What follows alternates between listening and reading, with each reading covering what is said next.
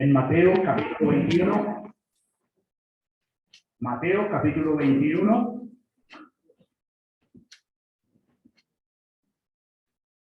Y versículo 18. Vamos a leer dos textos, el de Mateo y luego el de Marcos, que es más extenso en detalle a la exposición que vamos a tener hoy. No olviden, mis hermanos, que somos una misión evangélica reformada para Colombia y el mundo, una confraternidad de iglesias locales comprometidos con el discipulado bíblico y la plantación de iglesias locales en Colombia y hacia el mundo. Comprometidos con este proyecto misionero, estudiamos, nos reunimos para adorar a nuestro Dios y para ser edificados. Dice Mateo capítulo 21, versículo 18, la palabra del Señor. Hermanos, estamos de parte de Dios y delante de Dios. Por la mañana, volviendo a la ciudad, tuvo hambre y viendo una higuera seca cerca del camino, vino a ella y no halló nada en ella, sino hojas solamente, y le dijo: nunca jamás nazca de ti fruto. Y luego se secó la higuera. Viendo esto, los discípulos decían maravillados: ¿cómo es que se secó enseguida la higuera? Respondiendo Jesús les dijo: de cierto os digo que si tuviereis fe y no dudareis, no solo haréis esto de la higuera, sino que si a este monte dijereis: quítate y échate en el mar, será hecho. Y todo lo que pidiereis en oración, creyendo, lo recibiréis. Hermanos, vamos a Marcos capítulo 10. Vamos a colocar esta porción de Mateo. Vamos a colocarla en contexto para que podamos ubicar bien la idea de lo que sucede en este escenario. Marcos capítulo 10, y coloquen su mirada en el versículo 46.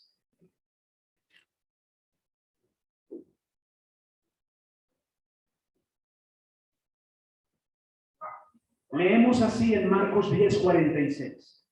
Entonces vinieron a Jericó, y al salir de Jericó, él, Cristo, y sus discípulos, una gran multitud,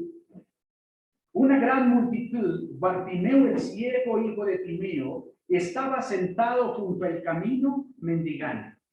Y oyendo que era Jesús Nazareno, comenzó a dar voces y a decir: Jesús, hijo de David, ten misericordia de mí.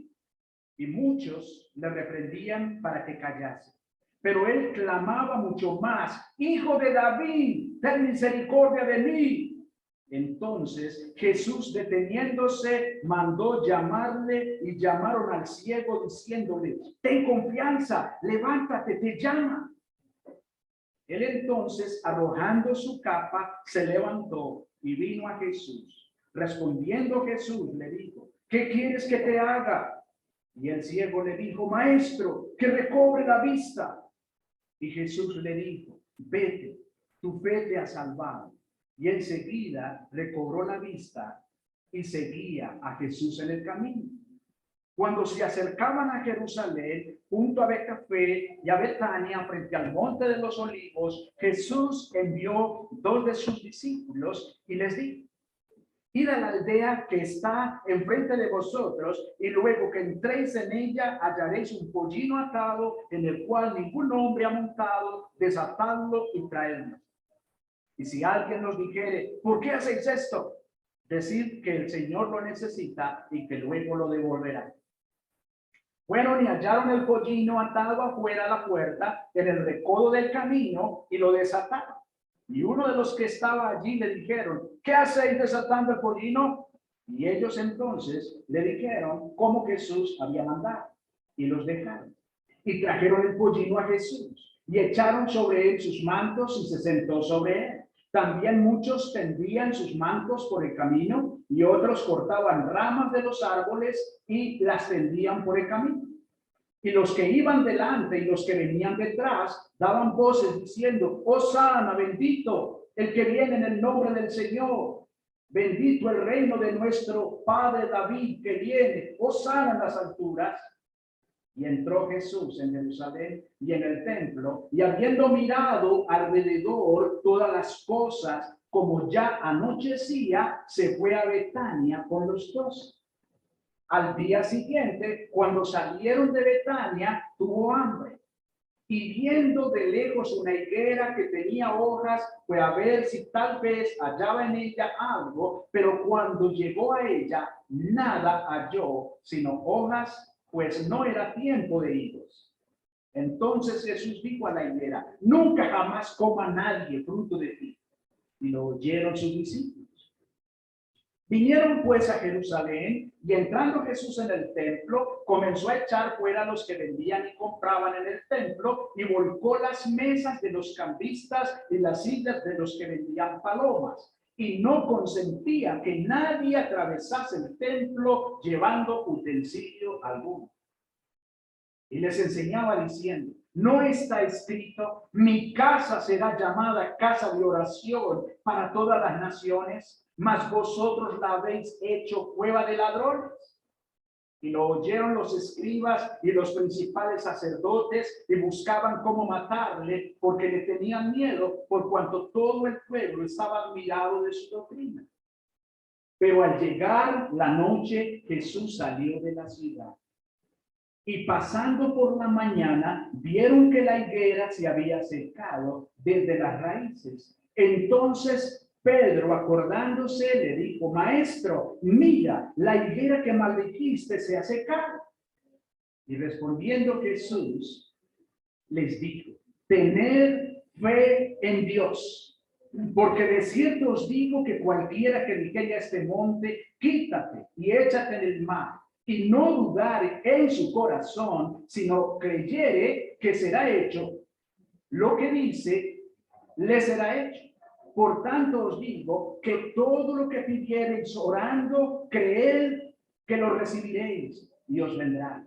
Y cuando estéis orando, perdonad si tenéis algo contra alguno, para que también vuestro Padre que está en los cielos os perdone a vosotros vuestras ofensas. Porque si vosotros no perdonáis, tampoco vuestro Padre que está en los cielos os perdonará vuestras ofensas. Señor Dios, ayúdanos por favor. Reconocemos nuestra limitación humana, pero también reconocemos que el Espíritu Santo es quien hablará a tu pueblo, y que nosotros entenderemos, comprenderemos lo que tú, Señor, quieres enseñarnos en esta mañana. Te lo suplicamos, Padre, en el nombre de nuestro Señor Jesucristo. Amén. Pueden sentarse. Ubiquémonos otra vez en Mateo, hermanos, volvamos al texto de exposición, en Mateo capítulo 21 y versículo 18. Ubiquémonos ahí. Mis hermanos, amada iglesia, hemos leído un precioso texto que he organizado con el bosquejo que ustedes ven allí, con el nombre ¿cómo es la oración que mueve montañas? ¿Cómo es la oración que mueve montañas? Y vamos a ver dos ideas en este texto, mis hermanos. La primera idea es la que tiene que ver con el rey prueba la fe de sus discípulos. Versículos 18 al 20. El rey prueba la fe de sus discípulos. Versículos 18 al 20. Aquí estaremos mirando cómo prueba el Señor la fe de sus discípulos. Bueno, lo hará por medio de la predicción de Jesús, versículo 19, parte B, y lo hará por medio de la destrucción de la higuera, versículo 19, parte C. Un segundo punto que estaremos desarrollando tiene como título: El Rey enseña a sus discípulos sobre la auténtica fe. ¿Cómo es que lo hace? ¿Qué es lo que se requiere para la auténtica fe? Bueno, se requiere que sea depositada en el objeto correcto, versículo 21, parte A.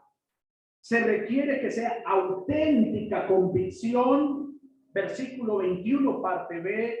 Se requiere perseverancia y se requiere el perdonar, según Marcos capítulo 11, versículos 25 al 26.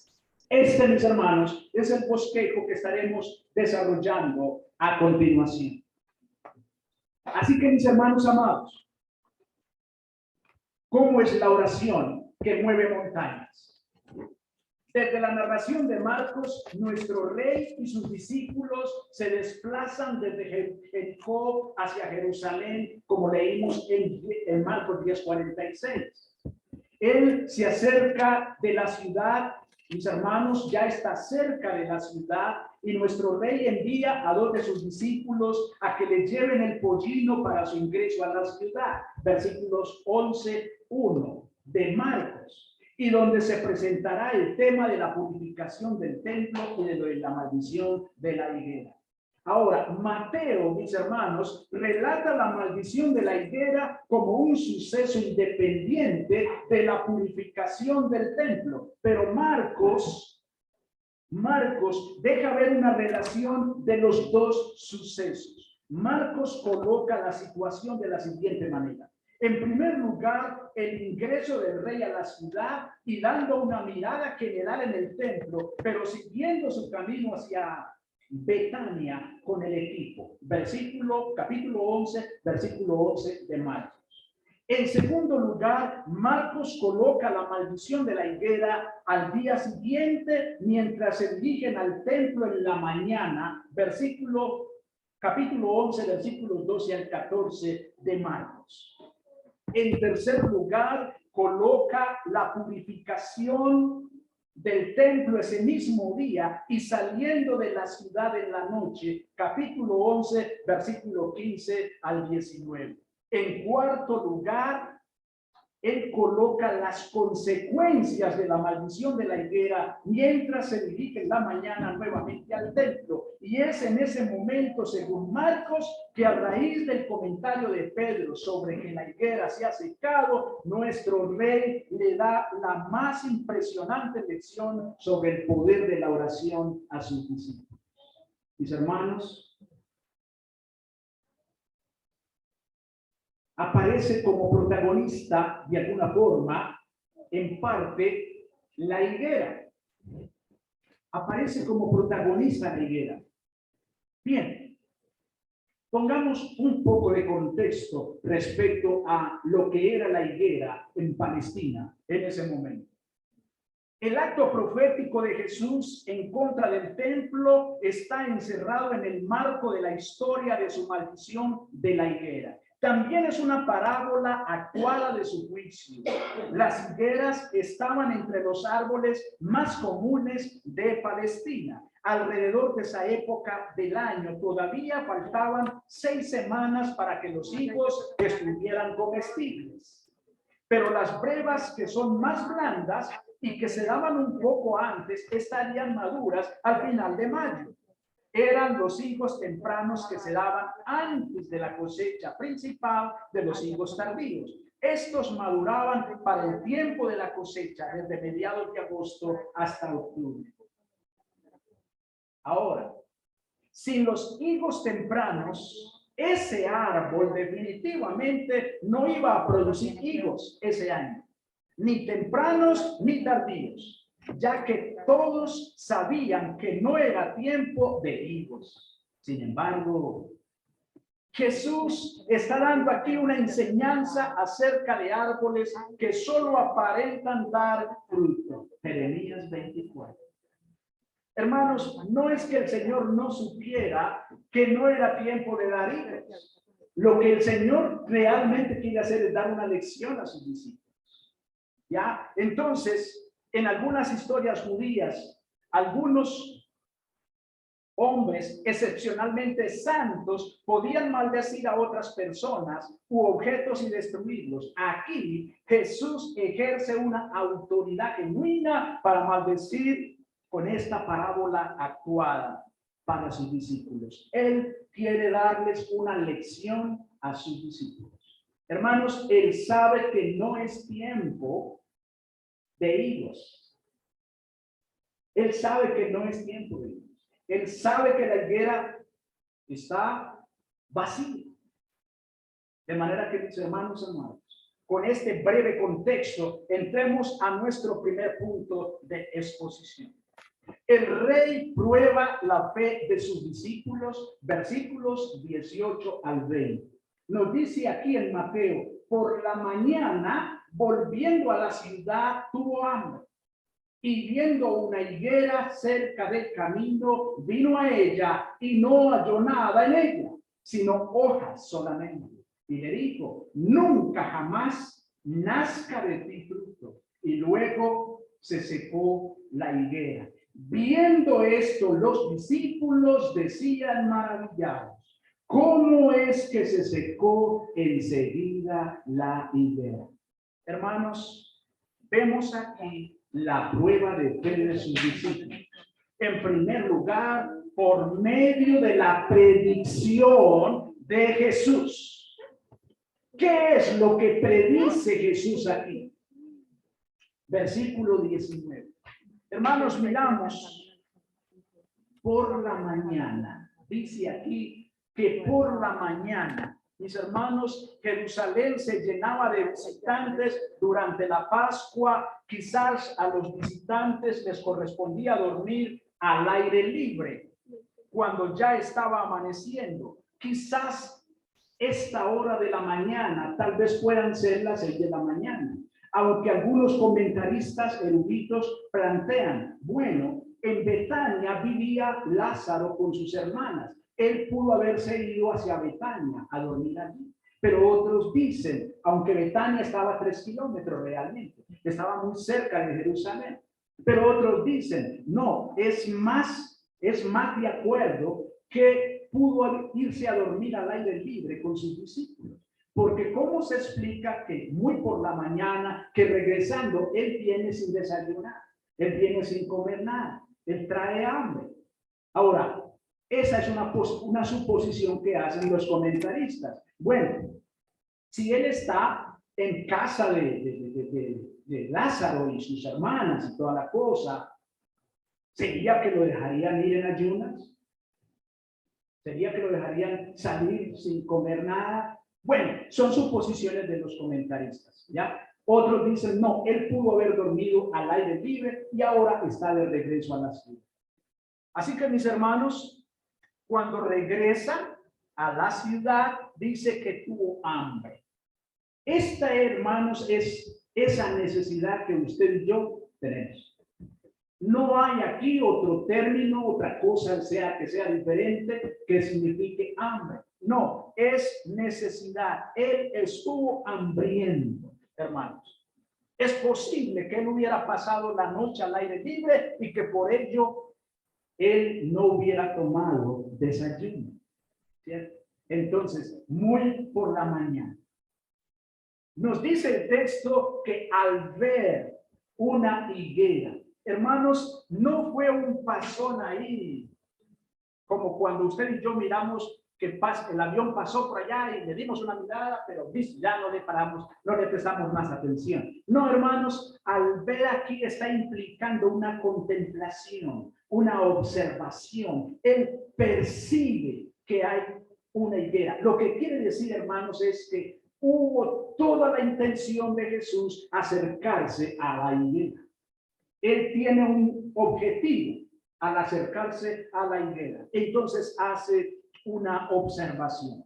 Hermanos, la higuera era una planta que abunda en Palestina, tanto en el árbol silvestre como en el que es cultivado. Es decir, que silvestremente crecen algunas higueras, pero hay otras que son trabajadas intencionalmente. Esta parece que es de las que no es trabajada intencionalmente, está junto al camino.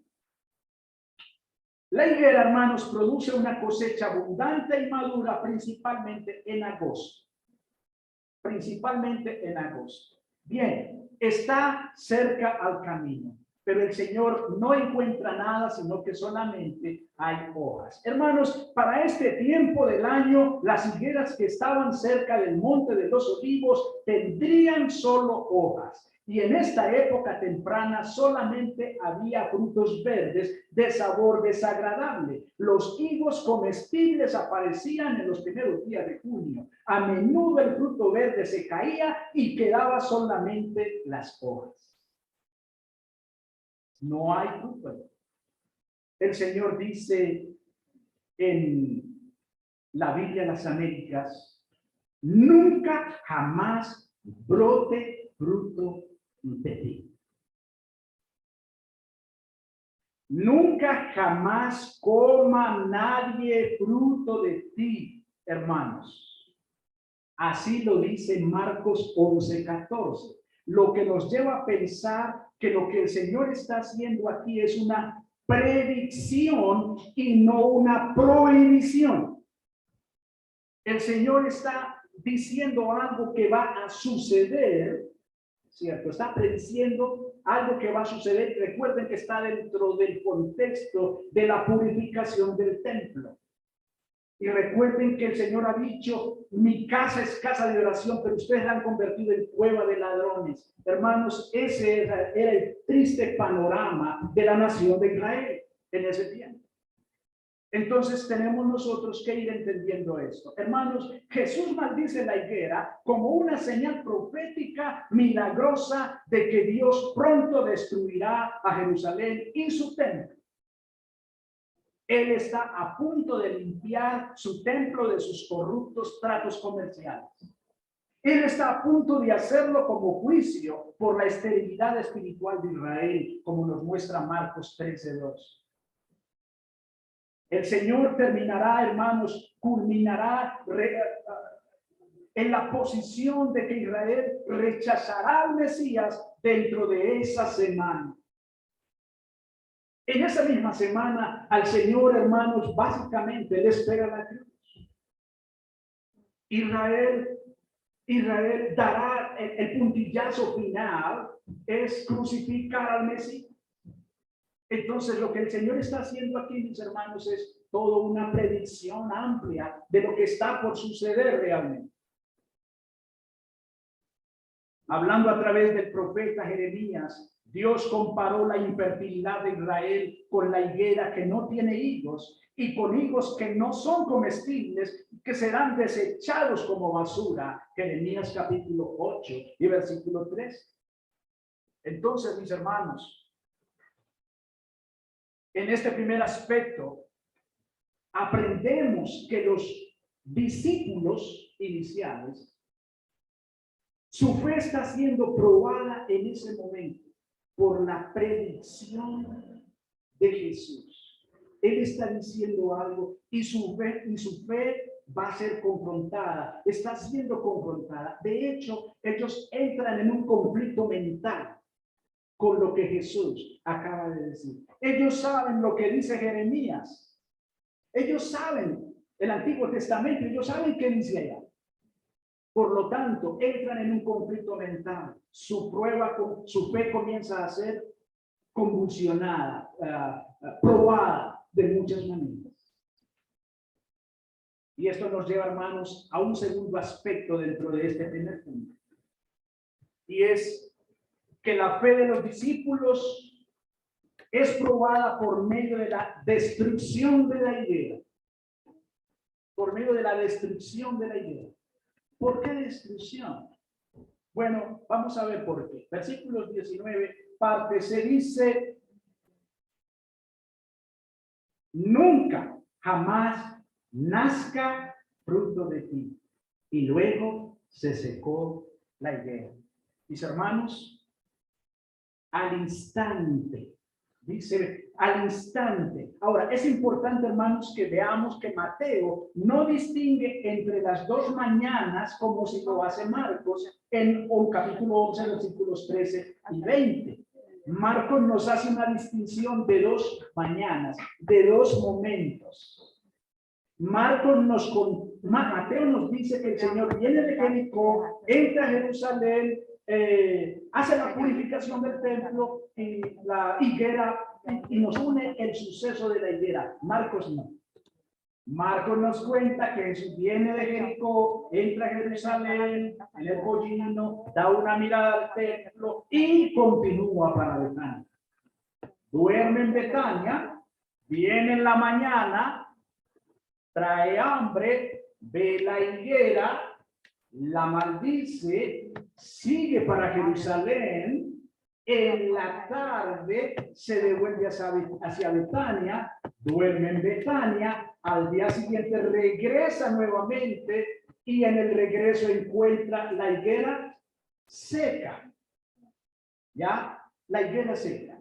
Así que, hermanos, Mateo no nos hace esa distinción. Marcos sí nos la hace. Y esos detalles son muy ricos para tenerlos en cuenta. Mis hermanos, nos muestra aquí, pues, que al ver los discípulos esto, cuando dice que se secó la higuera, está diciendo que se marchitó, ¿cierto? Que se marchitó. Al ver esto, los discípulos se maravillaron.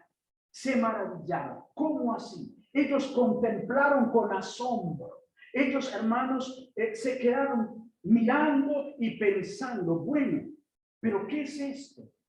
¿A dónde nos va a llevar esto? ¿Qué significa esto?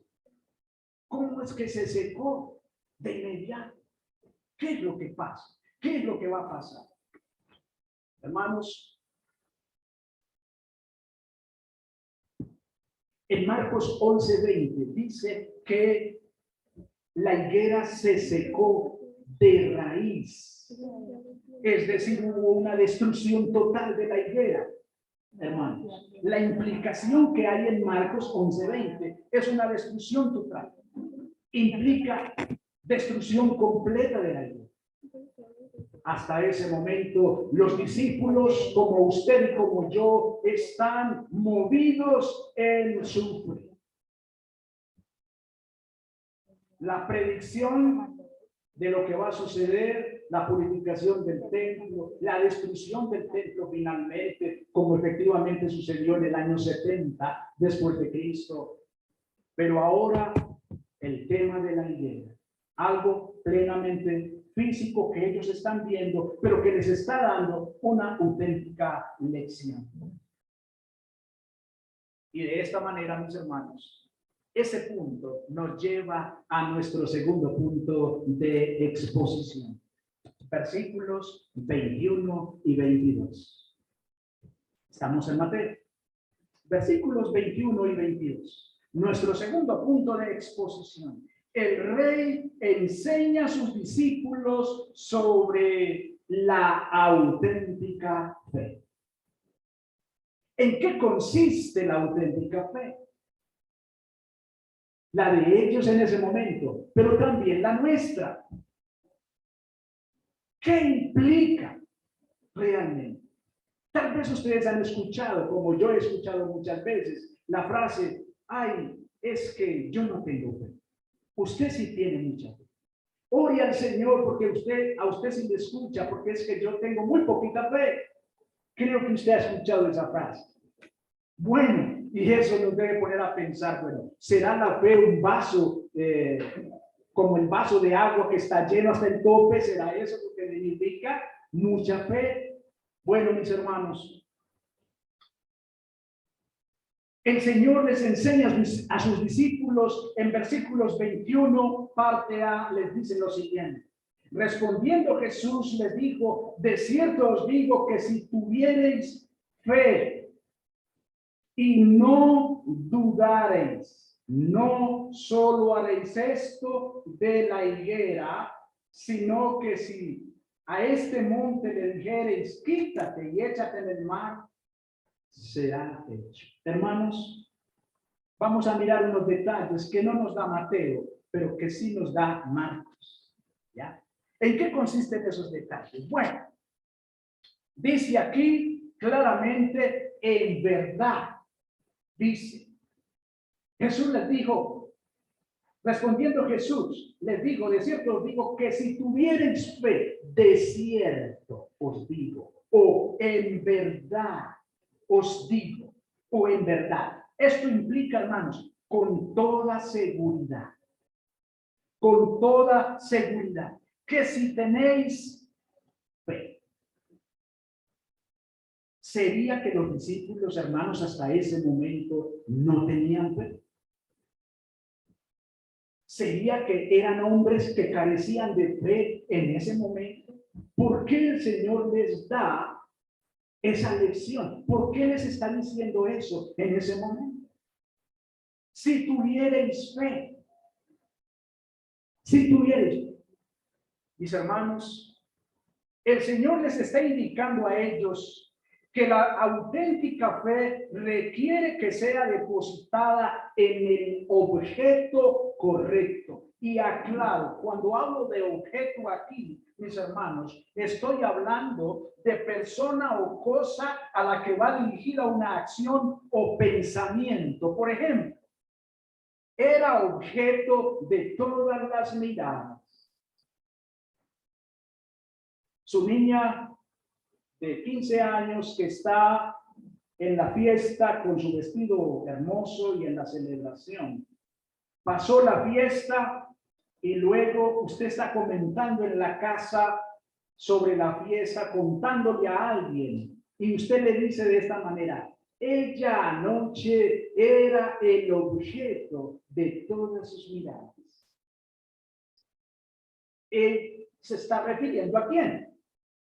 A la niña, desde luego, ¿cierto? Se está refiriendo a la niña. Pues bien, hermanos, dice el Señor aquí: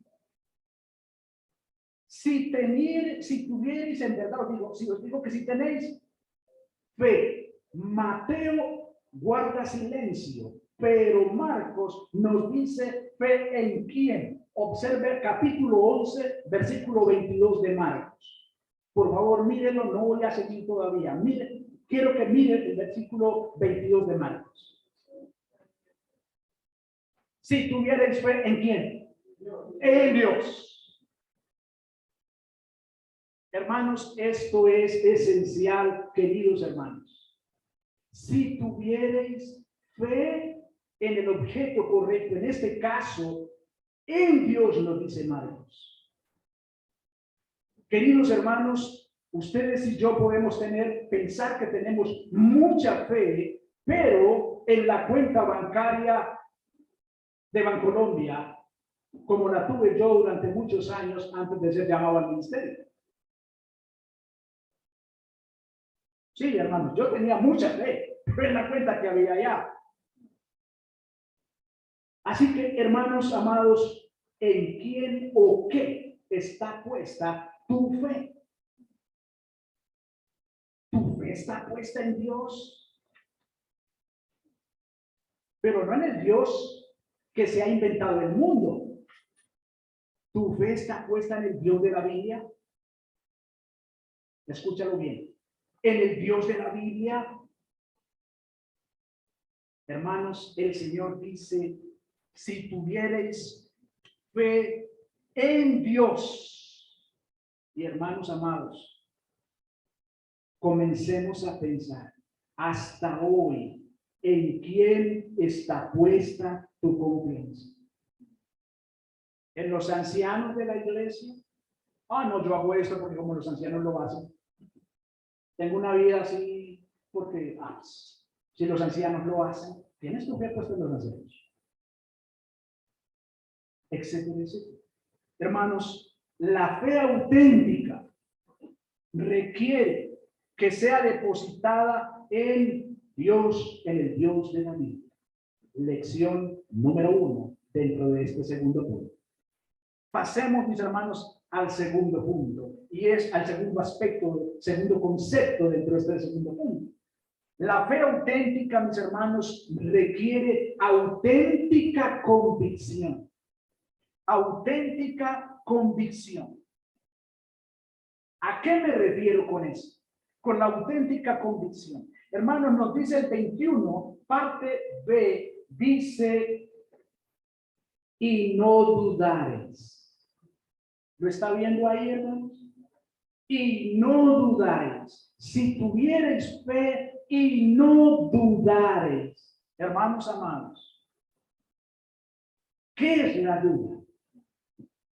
La duda es vacilar, tambalearse, estar dividido en la propia mente, mis hermanos.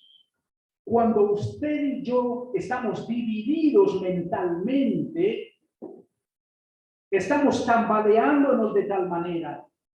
Cuando una circunstancia difícil viene a nuestra vida, mis hermanos, y comenzamos a mirar caminos, opciones, y no es suficiente la oración al Señor, sino que comenzamos a buscar caminos, ¿cierto? Como por ejemplo, oramos al Señor para que el Señor nos sane. Pero le dicen, ay, en tal parte hay un Señor que manda unas aguas y unas hierbas tan buenas. Hermanos, y sé de creyentes que han consultado a pitonisas y hechiceros y brujos, buscando caminos diferentes a la confianza en nuestro santo Dios. Hermanos, el Señor está diciendo aquí, y no dudaréis. Tambalearse, estar dividido en su propia mente, son características específicas de lo que es opuesto a la fe, hermanos, de lo que es opuesto a la confianza. El Señor dice, no solo haréis lo de la higuera, sino que aún si le decís este monte, quítate y échate en el mar. Bueno, hermanos, supongo el pensamiento que tiene usted ahí en su mente. Un momento. El Señor está diciendo que la fe mía debe de ser tal que si le digo a esta montaña que estoy viendo aquí, que se quite de aquí, que se levante de aquí, se eche en el mar, significa que la montaña se va a echar en el mar. ¿Es eso lo que el Señor está diciendo? Hermanos amados, estamos aquí ante lo que los eruditos llaman una hipérbole. Una hipérbole. ¿Qué es una hipérbole? Hermanos, es un recurso literario, es un recurso estilístico literario que consiste en hacer una exageración, que consiste en exagerar algo, exagerar una cantidad, exagerar una cualidad o exagerar una característica. Ejemplo de una hipérbole, de otra hipérbole, aunque esta es muy clarita. Cuando usted escucha que alguien dice, mi esposa es la más linda del mundo, ¿eso será verdad? No, hermanos, no es verdad. Él está haciendo una exageración. Con toda seguridad van a haber mujeres más bonitas que tu esposa. Sí, hermanos. Lo que está pasando ahí es que estás usando una hipérbole, ¿ya? Una exageración. Muy bien. El Señor aquí, hermanos, está usando una exageración para enfatizar la importancia de ejercer fe en el poder de Dios y en su disposición a responder la oración de sus hijos. Hermanos amados, quitar un monte es una tarea mayor que inutilizar una higuera. La maldición de la higuera ha sido siempre considerada como un acto de intención simbólica, siendo el árbol en la mente de Cristo un emblema de la nación judía con una gran exhibición de religión y ningún fruto de verdadera piedad. Mis hermanos, el Señor está diciendo que su fe, que mi fe, es exclusiva y que no debe de estar puesta en nada más que en el Señor y en su palabra. Recuerdan que el apóstol Pedro dijo en segunda de Pedro, capítulo 1, versículo 19, tenemos también la palabra profética más segura, a la cual hacéis bien en estar atentos como a una antorcha encendida que alumbra en un lugar oscuro hasta que el lucero de la mañana aparezca. Queridos amados hermanos, nuestra confianza debe de estar en el Señor Dios y en su palabra. Y en su palabra. Su confianza no debe de estar puesta en mí, ni en el otro predicador. Hermanos, su confianza debe estar puesta en el Señor y en su palabra. Amados hermanos, nada de lo que nos digan o nos aconsejen que no tenga soporte en su palabra, no lo debemos aceptar. No lo debemos aceptar, hermanos. Bien. De manera que la fe requiere auténtica convicción, auténtica certeza. ¿Recuerdan la definición en Hebreos? Es pues la fe, la certeza de lo que se espera, la convicción de lo que no se ve. Tremendo. Estoy seguro de esto, aunque no lo veo. No lo veo. Hermanos, por la fe Moisés renunció a lo que tenía en los palacios de Egipto, habiendo crecido como un príncipe en Egipto, hermanos, siendo prácticamente el hijo del presidente y todo lo que se puede tener. Él renunció a eso porque tenía puesta su mirada en Cristo, en lo que no veía, hermanos, en lo que no veía, la gran diferencia.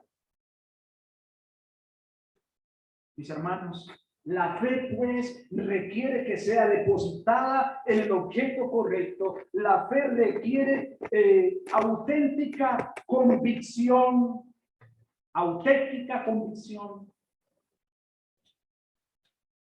Pero hermanos, la fe también requiere perseverancia. Perseverancia. Versículo 22. Y todo lo que pidiereis en oración creyendo, lo recibiréis. Mire cómo termina esta frase. Creyendo, lo recibiréis. Ahora, mis hermanos amados, Marcos vuelve y nos da otro detalle precioso. En 11:24. Quiero que mire por favor 11:24.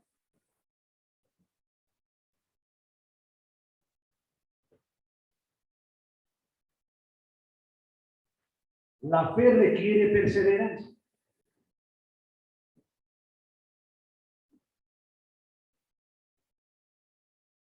Mateo nos dice todo lo que pidiereis en oración, pero Marcos nos hace un pequeño arreglo en 11:24. Observe que dice orando, una acción continua, ando, subiendo. No, la persona está subiendo a la montaña. ¿Qué viene a su mente de inmediato? Que está en acción, ¿cierto? Está en acción, ¿cierto? Estoy tomando agua. Viene a su mente de inmediato, estoy tomando agua. Ustedes me están viendo que estoy tomando agua. Estoy en una acción concreta. Hermanos, Marcos nos da el detalle. Todo lo que pidiereis orando. Por esto, mis hermanos, por esto, mis amados hermanos, es que envío al WhatsApp para los miércoles, un recordéis de la reunión de oración, porque tenemos el privilegio de hacerlo, hermanos. Porque aquí lo dice, todo lo que pidiereis al Señor, orando. Amados hermanos, pedir aquí y todo lo que pidáis, rogar, anhelar, desear, especialmente cuando se hace en armonía con algún vínculo ya existente, especificado. ¿Qué quiere decir esto? ¿Con quién estamos nosotros vinculados eternamente? Con el Señor tenemos una comunión constante, tenemos un vínculo constante, hermanos amados. Por lo tanto, cuando oramos, estamos orando con esa condición de comunión que tenemos con Él, hermanos. No somos unos desconocidos para Él. ¿Quién es ese Oscar que está pidiéndome ahí que le cambie la moto por un carro? Yo no lo conozco. Hermanos, no. Hay un vínculo de comunión. Y por eso usted y yo podemos orar, hermanos, con esa confianza, rogar, anhelar. Señor, mira las circunstancias. Señor, mira las circunstancias, mira por dónde estoy pasando, Señor. Y Él, te entiendo, Oscar, pero es que yo te estoy moldeando, yo te estoy santificando. Es necesario que pases por esa situación. Es necesario que pases por esa situación. Es necesario que estés enfermo por un tiempo, porque si no es así, no me miras, Oscar. Si no estás enfermo, no oras. ¿Por qué estamos orando ahora últimamente, incluso convocando ayuno y oración por los futuros ancianos y diáconos? Hermanos, lo estamos haciendo con esa confianza porque el Señor ya los tiene. Ya los tiene. Y estamos orando para que el Señor nos confirme a toda la iglesia. Sí, son estos. Y cuando les llegue el momento, usted como miembro de la iglesia, hermano, ¿crees que este don ha sido dado a la iglesia como anciano, como pastor de la iglesia, como diácono? Y el hermano se levanta públicamente, no es un voto secreto, el hermano se pone de pie y dice, sí, hermano, estoy seguro que el Señor nos ha dado a nuestro hermano como anciano. Amén. Amén. Sí. Por eso estamos orando para que cuando llegue ese momento, y va a llegar, tú tengas la convicción de ponerte de pie con seguridad y decir, sí. ¿Por qué, hermanos? Porque tenemos un vínculo con nuestro santo Dios, porque el dueño de la iglesia es Él. El dueño de la iglesia es Él.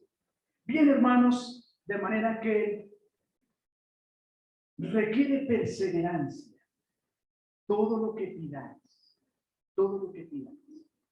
En oración, dice Mateo, orando, dice Marcos. Hermanos, ¿qué es la oración? Es un intercambio de deseos, de charla, de conversación. Una oración que se divide, hermanos, el término oración se divide en dos raíces griegas. Pros, intercambio. Euse, deseo. Un intercambio de deseo, de anhelos. Yo le comunico al Señor en oración. Señor, quisiera eso. Pero ¿qué dijo el Señor?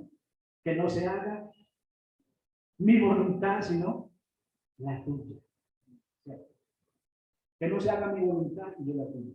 Declaro que esta casa es mía. Mentiroso. Eso no dice la Biblia. Hermanos, que no se haga mi voluntad, sino tuya. En oración. Mis hermanos, creyendo. La convicción y confianza a la que un hombre es impelido por una cierta prerrogativa interna y superior que está dentro de sí y que se convierte en ley de su alma. Esa convicción de lo que el Señor ha dicho y yo lo he leído en la Biblia. El Señor lo dijo y yo lo he leído. Por ejemplo, hermanos, en el último año he sido bendecido con varios textos con respecto a la familia. Con respecto a la familia. Noé entra al arca solo, con toda su familia. Y toda su familia es librada del juicio de Dios. Pero nos dice en Génesis, ¿quién fue el que halló gracia ante los ojos de Dios? Noé. No se nos habla nada de la esposa, ni de los hijos, ni de las esposas de sus hijos. Sin embargo, al arca, mis hermanos, entró toda la familia. Otro detalle. Rahab la ramera. Ella habla con los espías y les dice, nosotros hemos oído de lo que ha hecho Dios con ustedes. Por favor, libra a mi familia, a mis padres, a mi parentela. Hermanos, si usted lee cómo, cuando fueron a destruir a Jericó, toda la familia de Rahab salió, hermanos, fueron liberados. Lot, por la diferencia de su esposa, pero salieron de la ciudad. Su esposa se convirtió en estatua de sal, pero salió con sus hijas. Vengámonos al Nuevo Testamento. Porque para vosotros y para vuestros hijos es la promesa, y para todos aquellos a quienes Dios llamare. Predicación de Pedro en Hechos 2:38. Porque para vosotros y para vuestros hijos. Carcelero de Filipo. Cae el carcelero allá a los pies de Pablo. Señores, ¿qué debo hacer para ser salvo? La respuesta, cree en el Señor Jesucristo y serás salvo tú y tu casa. Hermanos, estoy emocionado por lo que he encontrado en las Escrituras en ese sentido. Porque aunque mis familiares, aunque mi hijo no camine en comunión con el Señor, yo espero en esta promesa que un día mi hijo será humillado. Yo espero en eso, hermanos. Es la convicción de lo que el Señor ha dicho en su palabra. No es lo que yo siento. Yo puedo sentir muchas cosas, pero el Señor nunca las ha dicho. Ahí está la diferencia. Entonces no es lo que yo siento, sino en lo que el Señor ha dicho. Punto. ¿Cierto? Mis hermanos, la fe requiere perseverancia. ¿En qué? En lo que el Señor ha dicho. Dice que lo recibiremos. Que lo recibiremos. Y el Señor no miente. Él no es como usted y como yo. Él es Dios, de verdad. Y por último, mis hermanos, y Marcos nos agrega el detalle que no nos da Mateo. Y es que la fe, la auténtica fe, requiere perdonar. Hermanos, requiere perdonar. Por favor, vaya conmigo allá a Marcos para que miremos ese versículo. Marcos 11.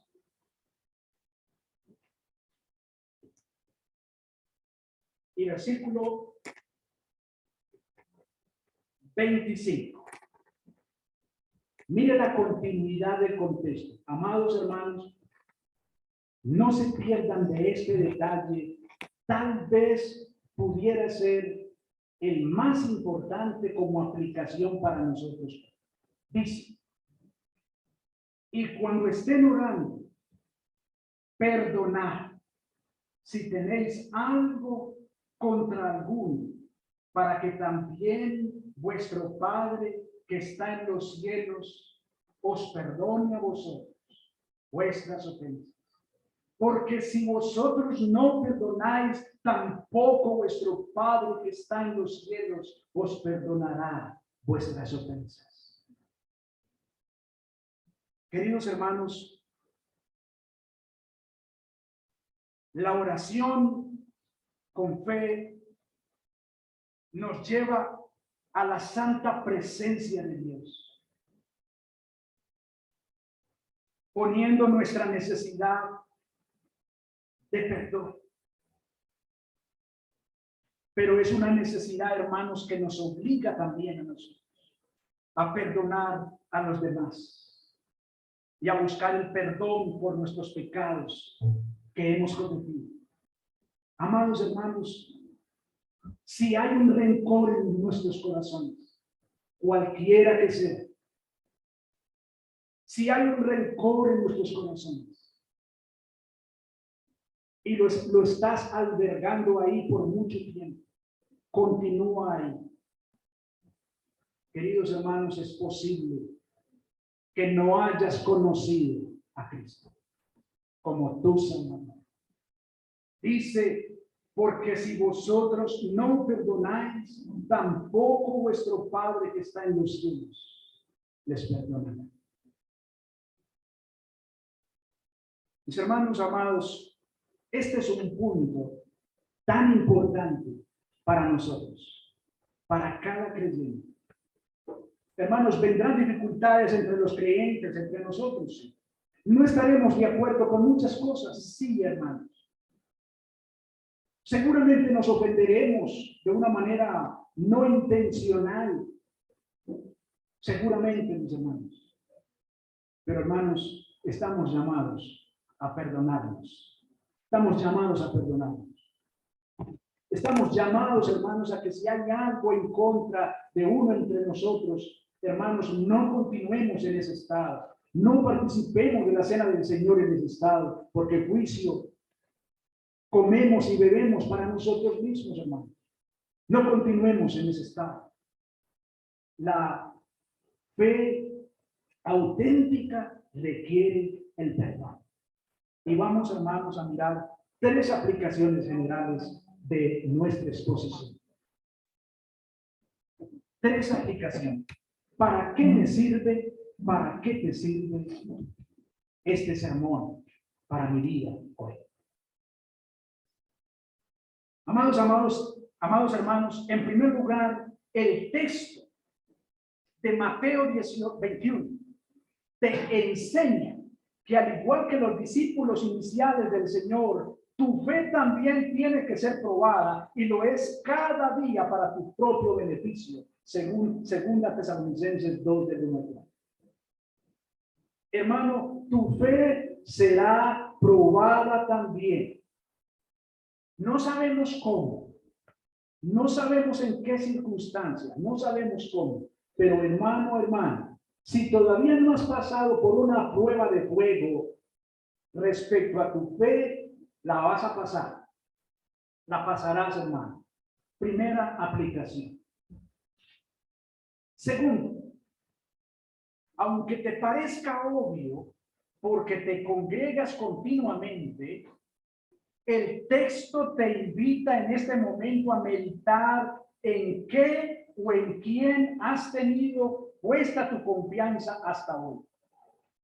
Si el Espíritu Santo te muestra en este momento que el bendito Evangelio de Cristo no es suficiente para ti, entonces en este momento tú tienes que dirigir tu mirada a Cristo crucificado y pedirle perdón y arrepentirte de tus pecados.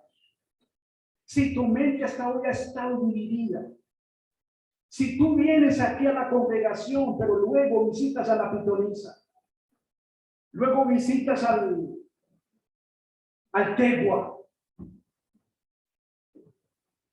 etcétera, etcétera. Y no me quiero extender más porque sonaría a ofensivo y esa no es mi intención. Pero lo que deseo, mis queridos hermanos, es que tu mente no esté dividida. Tu confianza tiene que estar puesta en Cristo y nada más. Y en su palabra.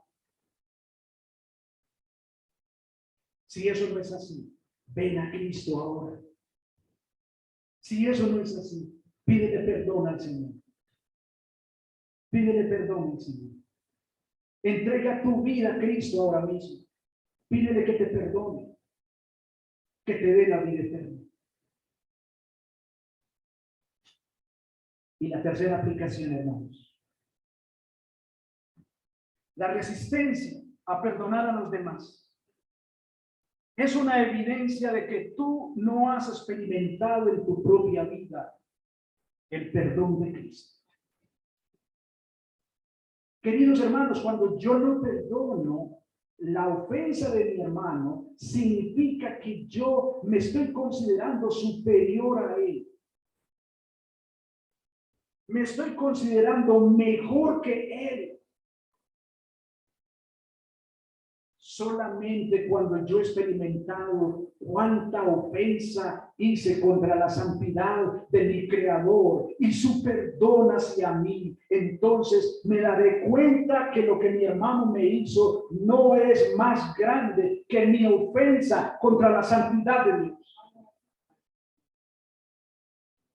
Hermanos, si hay algo entre nosotros en esta mañana, antes de participar de la cena del Señor, arreglemos esto, hermanos. Porque si vosotros no perdonáis, tampoco vuestro Padre os perdonará. Señor Dios, te damos gracias por tu palabra. Señor, gracias por enseñarnos en esta mañana. Gracias por indicarnos, Señor, que nuestra fe tiene que ser probada, que nuestra fe tiene que ser afirmada, arreglada. Pero gracias por indicarnos, Señor, cómo es la auténtica oración, cómo es la auténtica fe, Señor amado. Gracias por enseñarnos, oh Señor Dios, que nuestra fe debe estar puesta exclusivamente en la persona de Cristo. Gracias, Señor, por darnos este privilegio. En el nombre de Cristo Jesús. Amén. Te bendigamos.